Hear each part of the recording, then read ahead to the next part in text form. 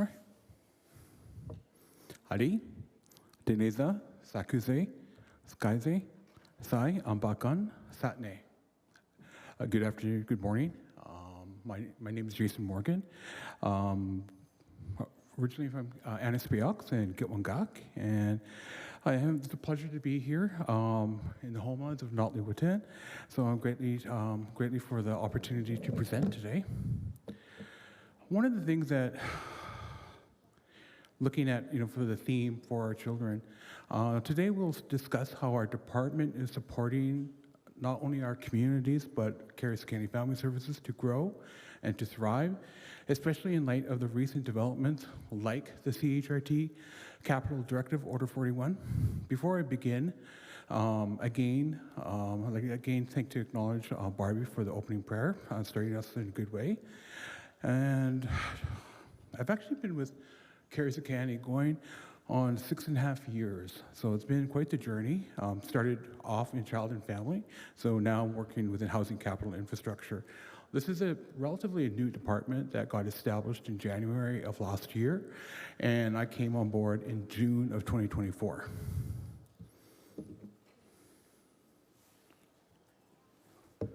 So within my presentation, what I'll be providing here is just an overview of our department, the roles and responsibilities that within housing capital infrastructure provides.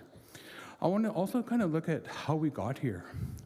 We'll discuss the First Nations Child and Family Caring Society and the Assembly of First Nations and the significance of the CHRT ruling, Capital Directive Order 41, and highlight the CHRT Order 41 as a game changer for capital funding and infrastructure.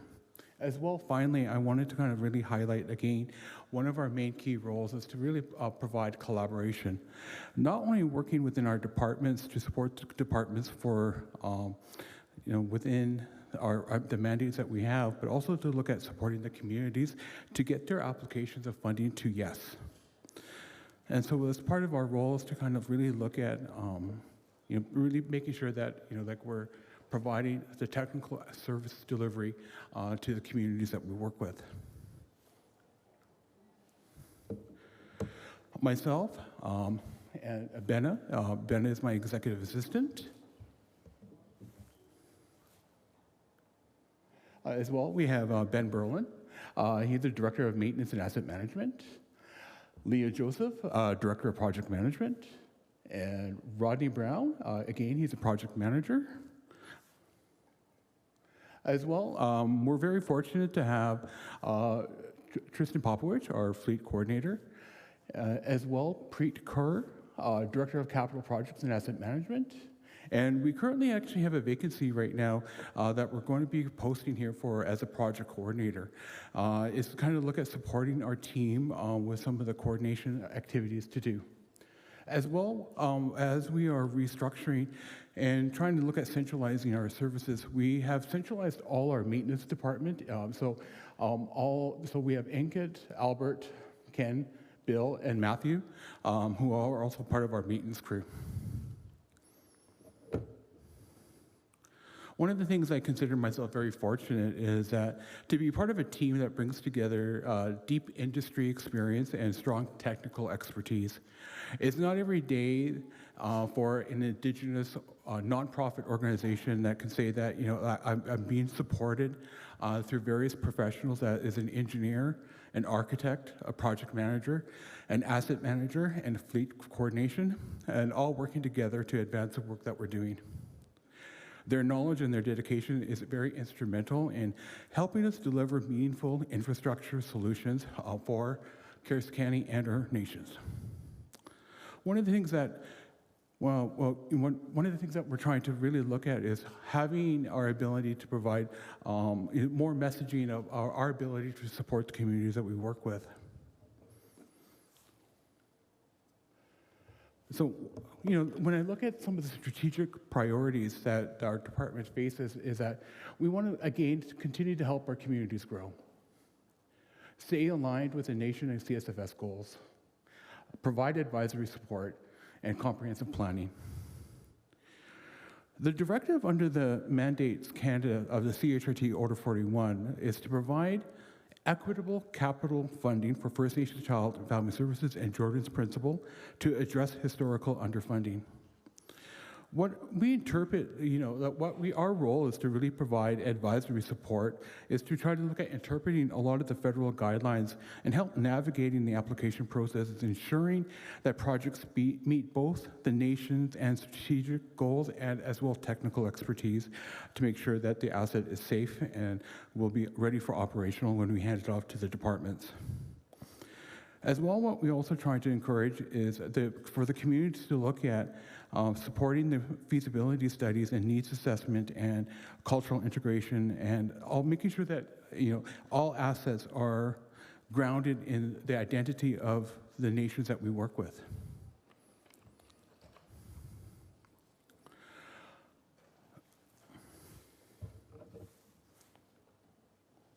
This is I just wanted to again highlight how we got here.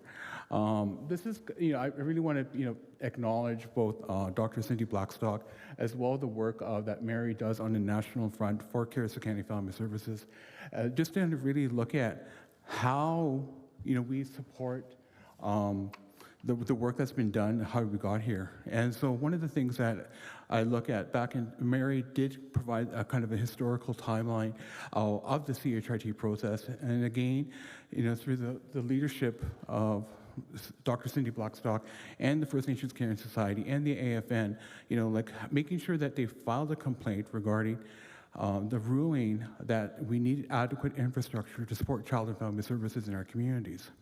The significance of the ruling for Order 41, it recognizes that the need for adequate infrastructure, acknowledges that systematic discrimination, and requires Canada to fund capital projects that support cultural appropriate services. The key element here for us is to make sure that in November of 2021, the Capital Order 41 was really looking as an opportunity to fund both the feasibility studies, the design engineering, land acquisition, and construction and renovation of the facilities. The directive applies to both projects both on and off reserve, and includes culturally appropriate spaces for service delivery. The benefit of this ruling is the recognition of the importance of our culture being at the forefront. One of the things that I really wanted to highlight is that how Indigenous Service Canada, they have developed a capital delivery guide to support the process, but what we're finding is that there's, as they evolve in assessing the applications moving forward, both from Carissa County and from the nations, it is getting a lot more rigorous and a lot more, I should say, bureaucratic in having to respond to a lot of the new information that's being requested. And so part of the goal is always making sure that we have the ability to respond accordingly and to make sure that the applications are again brought back in alignment to make sure that it meets Carissa County and the nation's objectives. As well, looking at trying to ensure that it's not just a funding mechanism, but this CHRT Capital for Order 41 is also a human rights directive, affirming that First Nations children have the right to receive services in safe and culturally appropriate and well-resourced environments. And so it's been quite the game changer to really look at having the ability to support not only our communities, but also support Carissa County with some of the work that we're doing.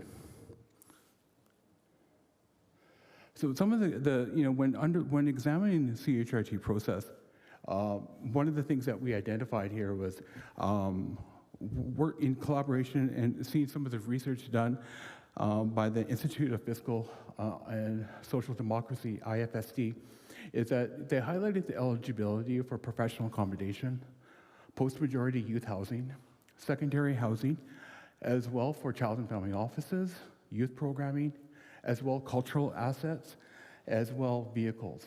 And so, so this is some of the things that we try to navigate and support, both internal at Carissa County and within the communities that we work with. And as well, the importance again is to try to make sure that we support the communities on the entire process of the application process of some of the endeavors that they want to pursue. Some of the applications that we've done for the nations is that majority of some major renovations that's been done, as well in applications for youth centers, child and family spaces for newly constructed band offices, fleet vehicles, buses, as well recreational vehicles and boats, culture camps, clan houses, and as well supportive housing. Internal to Carson County Family Services, one of the things that we wanted to, again, that our team was able to provide is project management. Basically to kind of look at providing capital project planning throughout the entire full life cycle. That includes the feasibility studies, design, public tendering, and the construction. As well, we're very fortunate, like we have roughly over 170 vehicles, and so having a very structured fleet management system and software has been very beneficial, and having a very technical person to coordinate that, it's been very beneficial to the organization. As well, we're trying to support the communities as well with some of their requests for some vehicle applications that are always ongoing. So we try to make sure that our response is appropriate for them. As well, looking at asset management, renovation existing spaces, as well maintenance scheduling, safety plans, operational maintenance manuals, and furniture purchasing. As well, Mike highlighted the social housing in collaboration with BC Housing, and so to support not only post-majority youth housing, but also support families, young families and elders in a complex in downtown Prince George. As well, we were able to look at doing centralized space management for Carson County Family Services for our offices, and looking at realignment of how we're going to look at functionality and purpose for our buildings. And again, the biggest support that we provide is supporting the applications at the community level. This is just a summary here of some of the, which is identified in your AGA, but I just kind of grouped it within housing. Like we have some applications that are going through the feasibility and the design stage right now for professional accommodation, as well as post-majority youth housing, child and family offices, youth programming, cultural assets, as well as vehicles. So these are just some of the processes that our team looks at, and again, any of the needs that the communities need, that they want to see in their community, our team is more than willing to support the nations in their applications that they want to pursue. In closing, I stand here before you today, and I could hardly put into words the depth of gratitude that I feel.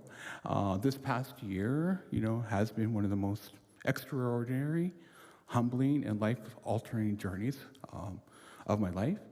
Last October, 2024, I was able to graduate with my doctorate in education, an accomplishment that I only once dreamed of. Okay, thank you. And a week later, I found myself in a situation where where life, reality hits you. That having 2 cardiac arrests and being clinically gone, and yet by a miracle, I'm here, standing here today. So thank you. And I just wanted to again say thank you to both the medical teams that supported me in my wellness journey, as well as Carson County Family Services that has been very supportive in my return to work. And so I've been very appreciative of the support that I have from our leadership and from my team and my colleagues. So thank you. Thank you. As I look back in 2024, 2025, I do so with gratitude in my heart, and renowned purpose in my spirit. So, I'm one of the things that I'm very grateful for is having to work for such an amazing organization, and the ability to work with our communities to really help them also realize their goals and aspirations. So, thank you.